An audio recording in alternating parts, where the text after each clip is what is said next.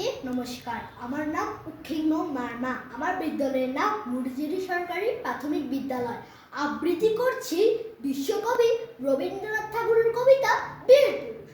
মনে করো যেন বিদেশ ঘুরে, মাকে নিয়ে যাচ্ছি অনেক দূরে। তুমি যাচ্ছ পালকিতে মাছ চড়ে, দরজার তো একটুকু ফাঁক করে। আমি যাচ্ছি রঙা ঘোড়ার পরে, তকবুকিয়ে তোমার পাশে পাশে। রাস্তা থেকে ঘোড়ার ঘুরে ঘুরে রাঙ্গা ধুলোয় মেঘ উড়িয়ে আসে। সন্ধে হলো, সূর্য নামে পাতে, এলেম যেরা জোড়া দিঘির মাঠে। ধু ধু করে যেদিক বাড়ি চাই, কোনোখানে জনমানব নাই।